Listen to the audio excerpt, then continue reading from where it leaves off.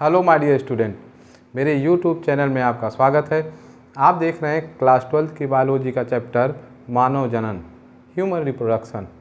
इसके पहले वीडियो में हमने देखा किस तरीके से जो हार्मोन्स होते हैं वो शुक्राणु के जनन को प्रभावित करते हैं और वो कौन कौन सी ग्रंथियाँ थीं, जैसे हाइपोथैलेमस, पिट्यूटरी ग्लैंड और वृषण से निकलने वाले हार्मोन्स, वह किस तरीके से शुक्राणु को प्रभावित करते हैं।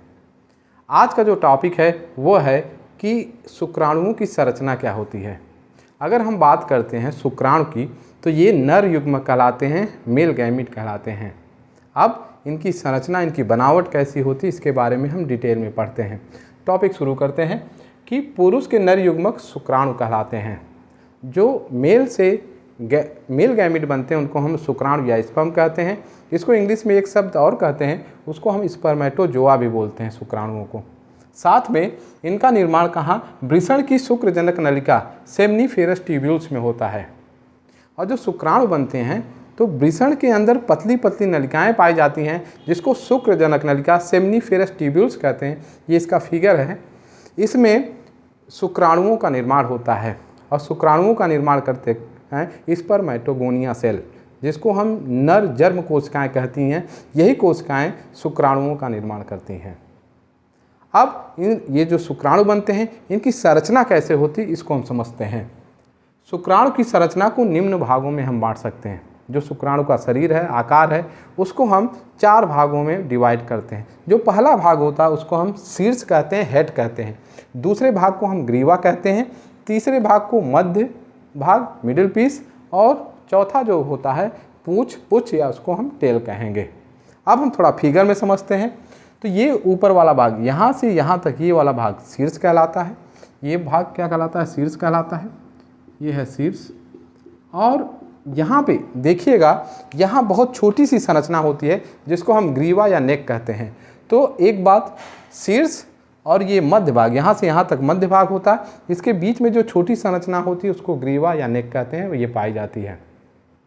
ग्रीवा के नीचे जो इस तरीके से बेलनाकार भाग पाया जाता है वह क्या कहलाता है, इसको हम मध्य भाग या मिडिल पीस कहते हैं। और मिडिल पीस जहाँ पे ख़त्म हो जाता है उसके नीचे जो हिस्सा शुरू होता है उसको हम क्या कहते हैं, पूंछ और टेल कहते हैं। अब इन जो आकार में ये जो भाग हैं इनकी क्या क्या विशेषताएं हैं, इनमें कौन से ऐसे विशेष ऑर्गन पाए जाते हैं और वह किस तरीके से काम करते हैं, इसको समझते हैं। तो हम बात करते हैं हेड की, शीर्ष की बात करते हैं। शीर्ष में एक प्लाज्मा झिल्ली पूरे शुक्राणु को ढके रहती है। एक सबसे विशेष बात कि जिस तरीके से ये इस पूरे शुक्राणु के ऊपर एक प्लाज्मा मेम्ब्रेन, एक झिल्ली होती है जो पूरे शुक्राणु को क्या होती है, ढके रहती है, कवर की रहती है, उसको सुरक्षा प्रदान करती है। साथ में भी जो अगला बिंदु है, इस भाग में एक लंबा केंद्रक, एनसीईआरटी में एक शब्द है इलॉन्गेटेड न्यूक्लियस, थोड़ा लंबा और एक तरीके से अंडे की आकार का जो केंद्रक होता है उसी को उन्होंने एक भाग में लंबा केंद्रक पाया जाता है। साथ ही जो कि अगुणित हैप्लॉइड या कहें तो गुणसूत्रों की संख्या 23 होती है। जो ये इसमें जो केंद्रक पाया जाता है वह इलॉन्गेटेड होता है, थोड़ा लंबा होता है। साथ में यह क्या होता है, अगुणित होता है, हैप्लॉइड होता है। अब अगुणित और द्विगुणित को आप अच्छे से समझते होंगे कि अगुणित यानी जब गुणसूत्र बिना जोड़े के पाए जाते हैं, एक ही गुणसूत्र पाए जाते हैं तो उसको अगुणित कहते हैं, और जब गुणसूत्र जोड़े में पाए जाते हैं तो उसको द्विगुणित कहते हैं। मानव में यदि 46 गुणसूत्र हैं तो वो क्या है, द्विगुणित है, डिप्लॉयड है। यदि उसमें उस कोशिका में सिर्फ 23 गुणसूत्र हैं तो वो क्या कहलाते हैं, हैप्लॉयड होते हैं, अगुणित होते हैं। तो जितने भी युग्मक कोशिकाएं होती हैं उनमें गुणसूत्रों की संख्या क्या होती है, आधी होती है, वो अगुणित होते हैं। अगले बिंदु पे आते हैं। इसके अग्रभाग पर, ये बड़ी विशेष बात है, इसके अग्रभाग पर एक टोपीनुमा संरचना पाई जाती है जिसे हम अग्रपिंडक या एक्रोसोम कहते हैं। तो इस शुक्राणु के फिगर को आप देख रहे हैं, ये वाला भाग, ये तो हमारा शीर्ष का जो एकदम ऊपर भाग, एक टोपीनुमा संरचना पाई जाती है। जैसे इंसान सुरक्षा के लिए हेलमेट का प्रयोग करता है, उसी तरीके से यह शुक्राणु में अग्रभाग में हेलमेट की तरह होती है। इसी को हम क्या कहते हैं, एक्रोसोम कहते हैं। अब इस एक्रोसोम का काम क्या है और ये बनता कैसे, हम इसको समझते हैं। अग्रपिंडक का निर्माण गाल्जी काय या गॉल्जी बॉडी से होता है। जो अग्रपिंडक होती हैं इनमें क्या होता है, विशेष प्रकार के एंजाइम होते हैं आपको भी पता है कि एंजाइम्स का निर्माण और स्टोरेज गोल्जी बॉडी और अंतःप्रद्रवी जालिका एंडोप्लाज्मिक रेटिकुलम से होता है।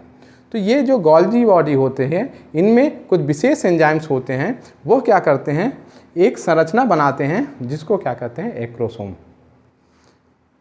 अगले बिंदु पर आते हैं, अग्रपिंडक में कई हाइड्रोलिटिक एंजाइम, वो कौन सा है, ज़्यादातर मेन कौन सा है, स्पर्म लाइसिन।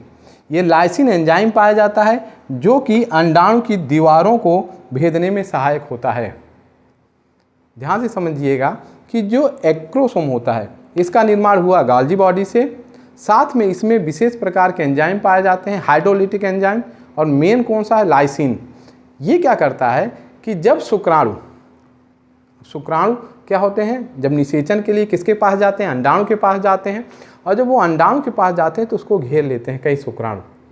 होता क्या है कि ये एक्रोसोम की ये जो थैली है वो फटती है, जिससे वो एंजाइम अंडाणु की दीवार को क्या कमज़ोर कर देते हैं, तोड़ देते हैं, और वो अंदर इनका केंद्र क्या हो जाता है, प्रवेश कर जाता है। तो एक्रोसोम का सबसे महत्वपूर्ण काम है कि अंडाणु को दीवार को छेद करना, भेदना, जिससे निषेचन की प्रक्रिया संपन्न हो सके। अब अगले बिंदु पे समझते हैं। अगला जो भाग है वह क्या है, ग्रीवा, नेक। यह शीर्ष और मध्य भाग के बीच में पाया जाता है।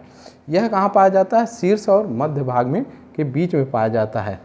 इसमें दो केंद्रकाय सेंट्रियोल पाए जाते हैं जिनसे फ्लेजुलम बनता है। सेंट्रियोल तारक काय जिसको कहते हैं। जो तारक काय का काम होता है वह होता है कोशिका विभाजन के समय।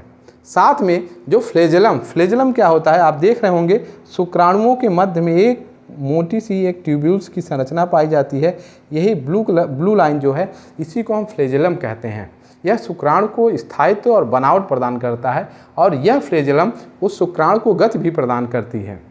तो ये फ्लेजुलम का निर्माण तारक काय से होता है। साथ में जब निषेचन की प्रक्रिया पूरी हो जाती है तो जब युग्मनज बनता है, मादा युग्मक और नर युग्मक आपस में मिलते हैं तो उससे युग्मनज का निर्माण होता है, जिसको हम जाइगोट कहते हैं। इस जाइगोट में जो विभाजन आगे चल के होता है, समसूत्री विभाजन, जो क्लीवेज होता है, उस क्लीवेज में, उस विभाजन में यह तारक काय मदद करता है, सेंट्रियोल मदद करता है, जिससे भ्रूण का विकास होता है। अब हम अगले टॉपिक पे आते हैं, बिंदु पे, वो है मध्य भाग, मिडिल पीस। यहाँ से ये संरचना, यह मध्य भाग एक बहुत महत्वपूर्ण भाग है, क्योंकि इसमें बहुत छोटी छोटी स्पाइरल की तरह संरचनाएं पाई जाती हैं, जिसको हम सूत्रकणिका कहते हैं। सूत्रकणिका नाम आप ज़्यादातर नहीं जानते, आप ज़्यादातर उस शब्द को माइटोकॉन्ड्रिया के नाम से जानते हैं। तो जो माइटोकॉन्ड्रिया होती है, इनमें कई हजार माइटोकॉन्ड्रिया मध्य भाग में पाए जाते हैं। ये आप जानते होंगे कि माइटोकॉन्ड्रिया को powerhouse of the cell कहते हैं, ऊर्जा का गृह कहते हैं, इसलिए कि इससे बहुत ज़्यादा ऊर्जा जनरेट होती है। अब ये इस ऊर्जा का यहाँ इतनी ज़्यादा माइटोकॉन्ड्रिया क्यों पाए जाते हैं, इसको समझते हैं। होता क्या है कि जब शुक्राणु बाहर निकलते हैं, यानी नर जनन अंग से बाहर वो निकलेंगे और फीमेल के विजाइना से आगे भाग जाते हुए सर्विक्स और फिर यूट्रस में मूवमेंट करते हुए उनको जाना कहाँ तक है, फैलोपियन ट्यूब तक। उनको एक लंबी यात्रा पूरी करना है। उस लंबी यात्रा को पूरी करने के लिए उनको ऊर्जा की आवश्यकता होती है, क्योंकि इनके चलने का सहारा क्या है, ये पूंछ, ये टेल ही क्या करती है, मूवमेंट करती है, जिससे शुक्राणु आगे की तरफ बढ़ते हैं और वह विजाइना से, सर्विक्स, यूट्रस से होते हुए, गर्भाशय से होते हुए अंडवाहिनी यानी फैलोपियन ट्यूब तक उनको जाना है। तो वहाँ तक की जो गति करती है उसमें बहुत ज़्यादा ऊर्जा चाहिए, और उस एनर्जी को प्रोड्यूस कौन करता है, माइटोकॉन्ड्रिया, जो कि कहाँ पे, मध्य भाग में पाया जाता है। अब हम आगे और समझते हैं। माइटोकॉन्ड्रिया ऊर्जा उत्पन्न करते हैं जो कि शुक्राणु के गति के लिए आवश्यक होते हैं। इस बिंदु को हमने समझ लिया है। अब हम बात करते हैं चौथे भाग की, जिसको टेल या पूंछ कहते हैं। यह पतली संरचना शुक्राणुओं को गति प्रदान करती है। तो यहाँ पे जो ये टेल्स होती हैं, यह क्या होती हैं, पतली संरचना होती है, इसमें फ्लेजुलम होता है, और ये शरीर उस शुक्राणु को गति प्रदान करते हैं, मूवमेंट प्रदान करते हैं, जिससे शुक्राणु आगे करके निषेचन की प्रक्रिया पूरी कर सकें। अब कुछ विशेष बातें जो एनसीईआरटी में दी हुई है कि मैथुन के समय 20 से 30 करोड़ शुक्राणु स्खलित होते हैं। जब मैथुन की प्रक्रिया होती है, निषेचन की प्रक्रिया होती है, उस समय जो एक स्खलन में जो सीमेन निकलता है, उनमें जो शुक्राणुओं की संख्या होती है वह 20 से 30 करोड़ होती है। आप संख्या समझ सकते हैं कि 20 से 30 करोड़ शुक्राणु निकलते हैं निषेचन के लिए, और उसमें सिर्फ एक ही शुक्राणु निषेचन की प्रक्रिया पूरे करेगा, या यूं कहें कि एक ही शुक्राणु उस अंडाणु के अंदर प्रवेश कर पाएगा। यह कितना ज़्यादा, ये ISPCA से भी टफ कंपटीशन है यहाँ पे। अब क्या है, अबंधता, फर्टिलिटी। जो अबंधता यानी यदि कोई मेल बांध नहीं होता, या हम कहें अबंध नहीं है, उसको फर्टिलिटी होने के लिए, उसमें जनन क्षमता अगर किसी नर में चाहिए, तो उनमें यह आवश्यक है कि 60% शुक्राणु सामान्य आकार के होने चाहिए। यानी जो 20-30 करोड़ लगभग शुक्राणु निकलें, उसमें से 60% जो शुक्राणु होते हैं उनकी आकृति और आकार क्या होनी चाहिए, निश्चित होनी चाहिए। जिस आकार के शुक्राणु को होनी चाहिए, पूंछ की बनावट कितनी होनी चाहिए, मध्य भाग कैसे होना चाहिए, एक्रोसोम कैसे होना चाहिए, हेड जो शीर्ष भाग है वो सही से बना है कि नहीं बना है, सारा जो 60% है वो सही ढंग से होने चाहिए। यदि शुक्राणुओं की यह संख्या आकार की घट जाती है, तब पुरुषों में जनन क्षमता क्या हो जाएगी, कम हो जाएगी, या यूं कहें कि वो शुक्राणु इतने काबिल नहीं होंगे कि वह निषेचन की प्रक्रिया संपन्न कर सकें।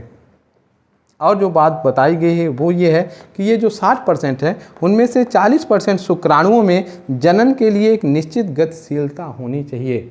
यानी जो 60% सही आकार के हैं उनमें भी 40% ऐसे शुक्राणु होने चाहिए जिसमें मोमेंट हो, गति हो, उनकी वो एक निश्चित दर से यूट्रस से, गर्भाशय से होते हुए और फैलोपियन ट्यूब तक आराम से पहुंच सकें। अगर वो स्पीड नहीं होगी तो शुक्राणुओं की एक निश्चित आयु होती है, वह थोड़े ही समय में क्या हो जाएगा, वेजाइना में या यूट्रस में क्या कर जाएंगे, एक्सपायर हो जाएंगे, ख़त्म हो जाएंगे, नष्ट हो जाएंगे, वो निषेचन की प्रक्रिया नहीं कर सकते। तो अगर इससे कम परसेंटेज हुआ तो वह जो पुरुष है, जो नर है, वह क्या करेगा, निषेचन करने में असमर्थ हो जाएगा। तो यहाँ पे हमने पूरी तरीके से शुक्राणु की संरचना पढ़ लिया। इसके अगले वीडियो में हम समझेंगे किस तरीके से अंडजनन, oogenesis होता है। यदि आप इस चैनल में नए हैं तो ज़रूर सब्सक्राइब कीजिएगा, दोस्तों में शेयर कीजिएगा। आपको ये वीडियो कैसा लगे ज़रूर कमेंट कीजिएगा। इस जो पीछे नोट्स है इसका आप स्क्रीनशॉट करके एक नोट्स तैयार कर सकते हैं। Thank you.